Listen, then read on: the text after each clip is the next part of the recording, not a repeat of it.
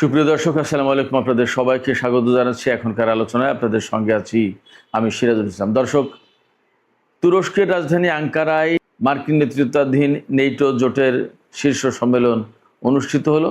সেখানে আজকে দ্বিতীয় দিনে ডোনাল্ড ট্রাম্প ইরানের সাথে যুদ্ধবিরতির যে চুক্তি বা 14 দফা যে সমঝোতা চুক্তি সই হয়েছিল তা শেষ হয়ে যাওয়ার কথা তিনি বলেছেন। এরপরে তিনি আরও বেশ কিছু গুরুত্বপূর্ণ কথা বলেছেন, যেগুলো খুবই উদ্বেগজনক। তিনি বলেছেন আজ রাতে ইরানের উপর আরও হামলা হতে পারে, এবং তিনি বলেছেন যে খুবই মৌলিক গুরুত্বপূর্ণ অবকাঠামো যেমন বিদ্যুৎ এবং পানি শোধনাগারের উপর হামলা হতে পারে। এরপরে ইরানের যে তেল রপ্তানির প্রধান কেন্দ্র খার্ক দ্বীপ, তার উপরে গত রাতে হামলা চালিয়েছে এবং আজকে আবার হামলা চালাতে পারে। এরপরে তিনি সরাসরি ঘোষণা দিয়েছেন হরমুজ প্রণালী এলাকায় আবার আমেরিকা নৌ ব্লকেড শুরু করতে পারে। সবার জাহাজ চলতে পারবে, ইরানের জাহাজ চলতে পারবে না। এছাড়া এরই মধ্যে ইরানের উপর কিন্তু তেল নিষেধাজ্ঞা আরোপ করেছে। অর্থাৎ ইরানের তেলের উপর থেকে নিষেধাজ্ঞা প্রত্যাহার করে নিয়েছিল গত 17 জুন 14 দফা সমঝোতা সই হওয়ার পর, কিন্তু সেই নিষেধাজ্ঞা আবার বহাল করলো। তার মানে দাঁড়াচ্ছে ইরান কিন্তু এখন আর তেল বিক্রি করতে পারবে না। এরই মধ্যে হরমুজ প্রণালীতে একেবারেই তেল ট্যাঙ্কার চলাচল, তেলবাহী জাহাজ চলাচল কমে গেছে। যেখানে চুক্তি সইয়ের পর গড় পড়তা 32টি করে জাহাজ চলছিল, সেখানে আজকে মাত্র 4টি জাহাজ চলেছে। এর একেবারেই স্বাভাবিক প্রতিক্রিয়া পড়েছে তেলের বাজারের উপরে। তেলের বাজারে গড় পড়তা ব্রেন্ট ক্রুড এবং ওয়েস্টার্ন টেক্সাস ইন্টারমিডিয়েট, যেটা এই দুটো মিলে গড় পড়তা শতকরা 5 ভাগ দাম বেড়েছে। তার মানে পরিস্থিতি আবার অনেক বেশি উত্তপ্ত। শুধু উত্তপ্তই না, যেখানে মার্কিন প্রেসিডেন্ট ডোনাল্ড ট্রাম্প আজকে ইরানের উপরে নতুন করে হামলা চালানো হবে এবং হামলা আগের চেয়ে শক্ত হবে, কঠোর হবে, তখন ইরানের পক্ষ থেকে কি বলা হচ্ছে?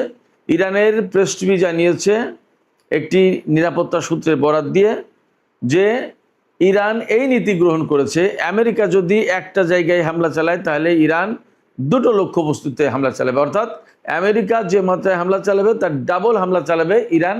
এটা ইরানের এই মুহূর্তের নীতি।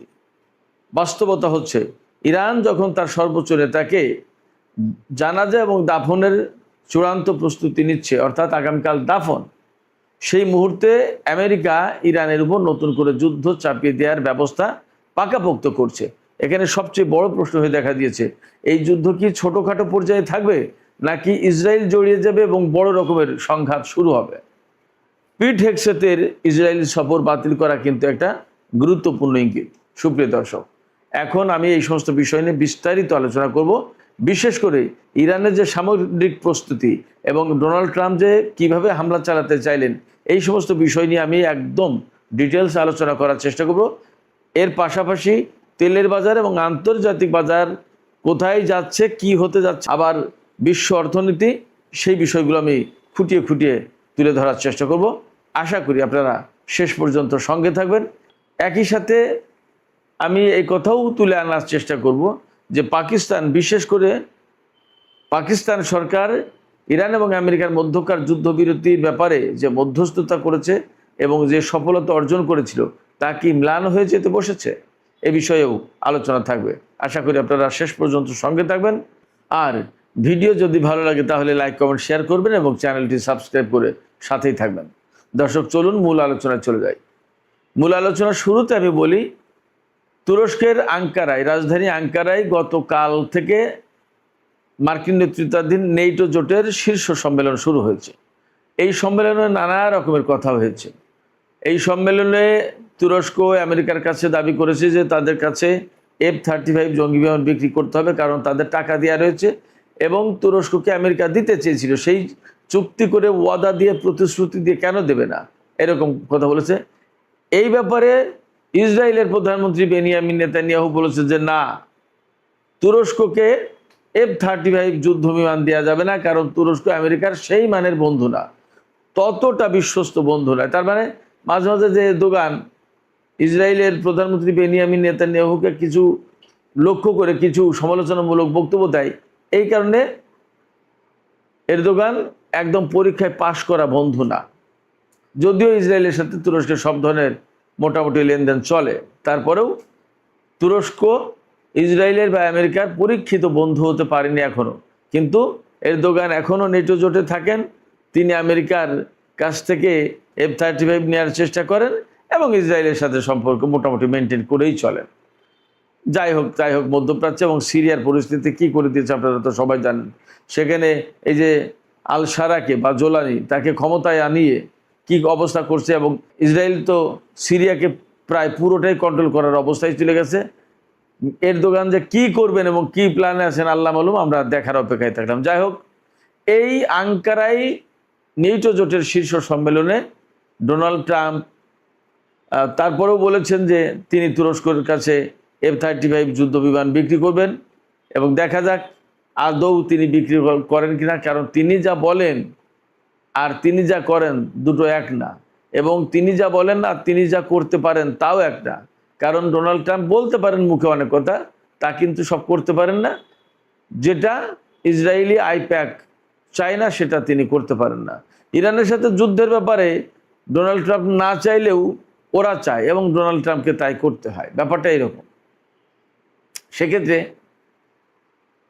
তুরস্ককে F-35 জঙ্গি বিমান দেবে কিনা আমরা অপেক্ষা করে দেখি কি হয়। এরপরে এই নেটো সম্মেলনে তিনি গ্রিনল্যান্ডকে কিনে নেওয়ার বা আমেরিকার নিয়ন্ত্রণে থাকা উচিত বলে ঘোষণা দিয়েছেন, কিন্তু সেখানে গ্রিনল্যান্ডের পক্ষ থেকে বলা হয়েছে যে গ্রিনল্যান্ডের জায়গায় থাকবে, এটা বিক্রির জন্য না, এটা কাউকে দেওয়া হবে না। তার মানে নেটো জোটের ভেতরে যদিও সহমর্মিতার কথা অনেক আছে, অনেক প্রতিশ্রুতি আছে, কিন্তু আসলে নেটো জোট স্বাভাবিক অবস্থায় নেই। নেটো জোটের নেতাদের তিনি ব্যাপক সমালোচনা করেছেন, এবং ইরানের বিরুদ্ধে যুদ্ধের সময় আমেরিকাকে নেটো জোট কেন সহযোগিতা করেনি সেই ক্ষোভ তিনি ঝেড়েছেন এখানে। তবে যে চূড়ান্ত ডিক্লারেশন হয়েছে তাতে নেটো জোটের সদস্যরা বলেছেন যে হরমুজ প্রণালী একদম উন্মুক্ত থাকা উচিত, এবং সবাই স্বাধীনভাবে এখানে জাহাজ চালাতে যাতে পারে সেই ব্যবস্থা করতে হবে। যদিও ইরান একদম সুস্পষ্ট করে আসতে ঘোষণা দিয়েছে যে হরমুজ প্রণালী অবশ্যই ইরানের নিয়ন্ত্রণে থাকবে, এবং ইরান নির্ধারিত রুটেই জাহাজ চলাচল করতে হবে, তার যেভাবে হোক প্রয়োজনে এর জন্য যুদ্ধ করতে প্রস্তুত ইরান। একদম ইরানের পরিষ্কার ঘোষণা। এটা গেল এক। দুই হচ্ছে ডোনাল্ড ট্রাম্প যে ইরানের উপরে নতুন করে হামলা চালানোর হুমকি দিয়েছেন, সেই ব্যাপারে বলেছেন যে ইরানের যদি কোনো একটা লক্ষ্যবস্তুতে আমেরিকা হামলা চালায়, তাহলে ইরান আমেরিকার দুটো লক্ষ্যবস্তুতে হামলা চালাবে, তার মানে দ্বিগুণ, 1:2। আমেরিকা একটা হামলা চালালে ইরান দুটো চালাবে।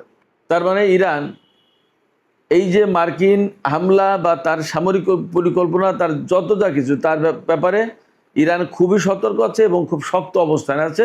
কোনো মতেই এখানে নরম কাটবে না, অর্থাৎ আমেরিকার সাথে কম্প্রোমাইজ করবে না, আপোষ করবে না, তাতে তত বড় যুদ্ধই আসুক না কেন। ইরানের প্ল্যান, ইরানের ঘোষণা, ইরানের প্রতিশ্রুতি এইরকম। সাথে সাথে ইরান বলছে যে 14 দফা যে সমঝোতা স্মারক সই হয়েছে ইরান এবং আমেরিকার মধ্যে, তা মানা আমেরিকার জন্য জরুরি। যদি তারা এই সমঝোতা স্মারক লঙ্ঘন করে তাহলে ইরান তার পাল্টা ব্যবস্থা নেবে।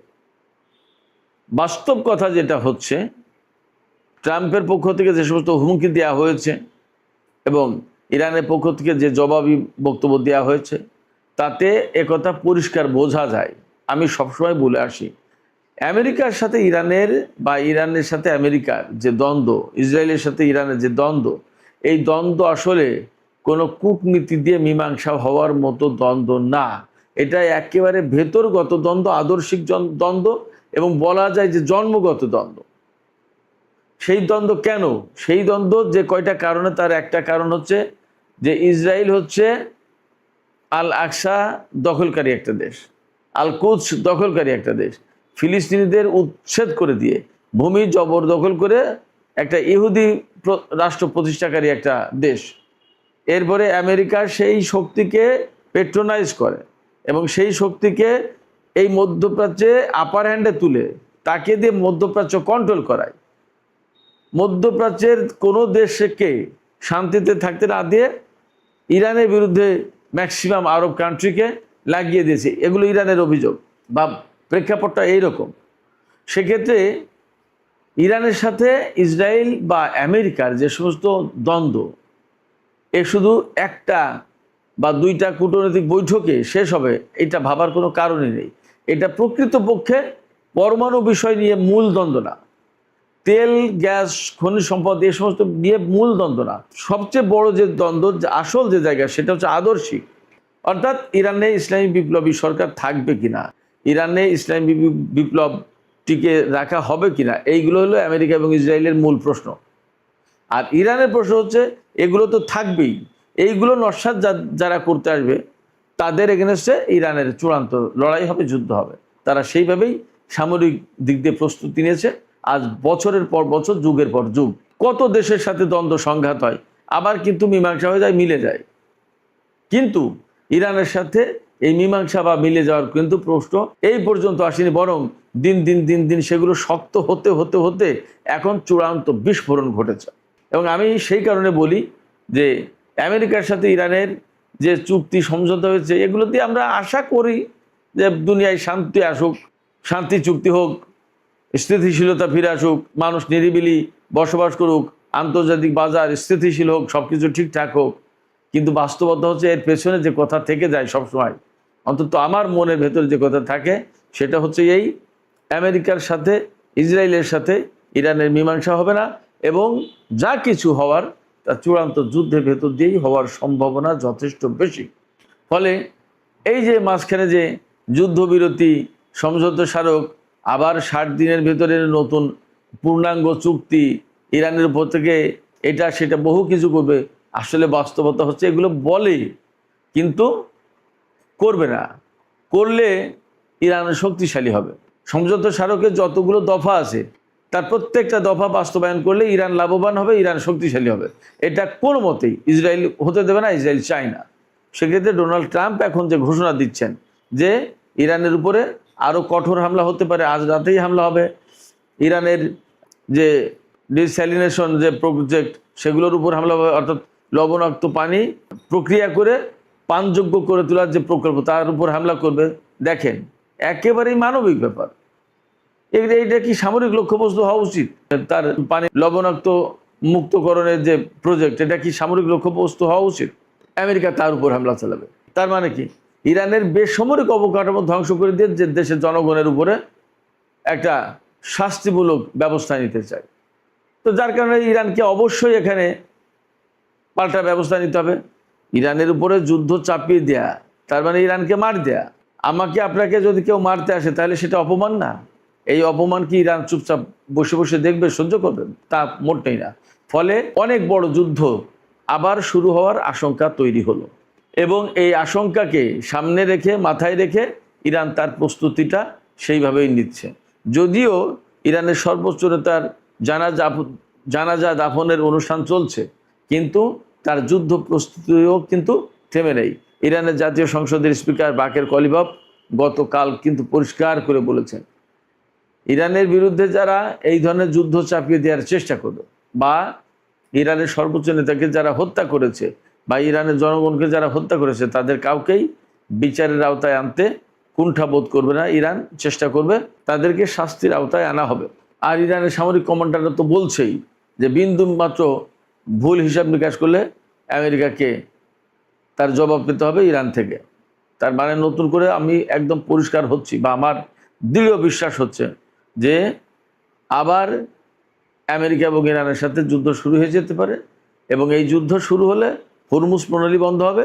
হরমুজ প্রণালী বন্ধ হলে আবার তেলের বাজার অস্থিতিশীল হবে, গ্যাসের দাম বেড়ে যাবে, আন্তর্জাতিক অর্থনীতি ঝুঁকির মুখে পড়বে, অস্থিতিশীল হবে, স্টক মার্কেটে ধস নামবে।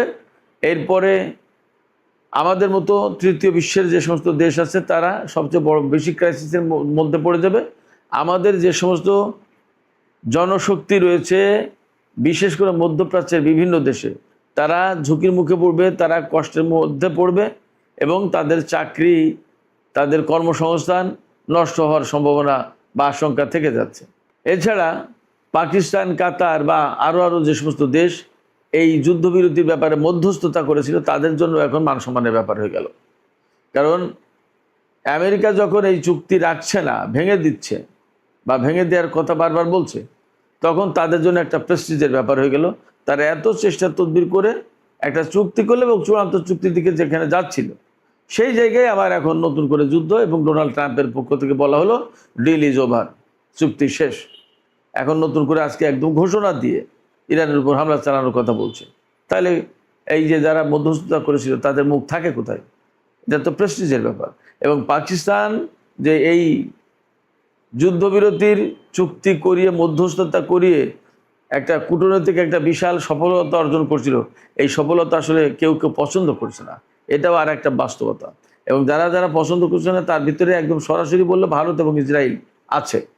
সেক্ষেত্রে ইরান এবং আমেরিকার মধ্যকার এই উত্তেজনা নিয়ে পাকিস্তান এখন একরকমের বাজে অবস্থার ভিতরে পড়েছে, একটা মান সম্মান চলে যায়, এরকম একটা অবস্থার ভেতরে পড়েছে। সুপ্রিয় দর্শক, চলমান যে পরিস্থিতি, সেই পরিস্থিতিতে এখন আসলে খুব বেশি কিছু করার নেই। তবে একটা কাজ করা যায়, রাশিয়ার প্রেসিডেন্ট ভ্লাদিমির পুতিনের সাথে মাঝে মাঝেই ডোনাল্ড ট্রাম্প আলোচনা করেন এবং পুতিনের কথা বেশ শোনেন। পুতিন এবং চীন যদি ডোনাল্ড ট্রাম্পকে চেপে ধরে তাহলে চুক্তি বাস্তবায়ন করতে বাধ্য হবে এবং নতুন করে আর যুদ্ধের আশঙ্কা তৈরি হয় না। তবে তারা করবেন কিনা সেটা নিয়ে আমার সন্দেহ আছে। এই কারণে আমি সবসময় বলি যে প্রেসিডেন্ট পুতিন এই এককেন্দ্রিক বিশ্ব ব্যবস্থাকে পরিবর্তন করে দেওয়ার জন্য, বদলে দেওয়ার জন্য একটা বিশেষ মিশন পরিচালনা করছেন। তার সাথে যুক্ত আছে ইরান এবং চীন। সেক্ষেত্রে ডোনাল্ড ট্রাম্প যত ভুল করবে, যত যুদ্ধ করবে, যত মিসক্যালকুলেশন করবে, যত ইরানের সাথে দ্বন্দ্বে যাবে, ততই এই এককেন্দ্রিক বিশ্ব ব্যবস্থা পরিবর্তনের প্রক্রিয়া গতিশীল হবে। সেক্ষেত্রে প্রেসিডেন্ট পুতিন আসলে ডোনাল্ড ট্রাম্পকে থামাতে চাইবেন কিনা সেটা একটা ব্যাপার। যদি ডোনাল্ড ট্রাম্পকে থামাতে চাইতেন তাহলে ডোনাল্ড ট্রাম্প ক্ষমতা আসার পর ইউক্রেনের যুদ্ধও কিন্তু বন্ধ হয়ে যেত, কিন্তু তা হয়নি। সেক্ষেত্রে বিশ্বে একটা বড় পরিবর্তন আনতে হলে আমেরিকার সামরিক শক্তি দুর্বল করতে হবে। আমেরিকার সামরিক শক্তি দুর্বল করতে হলে যুদ্ধ প্রয়োজন। হয়তো সেই দিকেই থাকছে বা সেই দিকেই হাঁটছে সব। সুপ্রিয় দর্শক, এখনকার আলোচনা এখানে শেষ করতে চাই। আলোচনা শেষের আগে আমি আপনাদের কাছে প্রশ্ন রাখি, আপনারা কি মনে করছেন এই যে ইরানের উপরে আবার নতুন করে তেল নিষেধাজ্ঞা দিল, অর্থাৎ ইরান তেল বিক্রি করতে পারবে না, তাতে ইরান কি অন্যদের তেল এই হরমুজ প্রণালী দিয়ে যেতে দেবে? তাহলে ইরান যদি কারো জাহাজ যেতে না দেয় তাহলে ইরানের জাহাজও যেতে দেবে না আমেরিকা। ঘোষণাটা এইরকম। এই অবস্থায় হরমুজ প্রণালীকে কেন্দ্র করে আবার বড় সংঘাতের দিকে দুই পক্ষ যাচ্ছে কিনা আপনাদের কি মনে হয়? ইরান কিন্তু বলেছে আমেরিকা একটা হামলা চালালে ইরান দুইটা হামলা চালাবে। সেক্ষেত্রে আপনাদের পর্যবেক্ষণ, বিশ্লেষণ বা মতামত কমেন্টে জানাতে পারেন। আর ভিডিও ভালো লাগলে লাইক, কমেন্ট, শেয়ার করবেন এবং চ্যানেলটি সাবস্ক্রাইব করে প্লিজ সাথেই থাকবেন। দর্শক, এখনকার আলোচনা এখানে শেষ করছি। আপনারা সবাই অনেক অনেক ভালো থাকুন। আল্লাহ হাফিজ।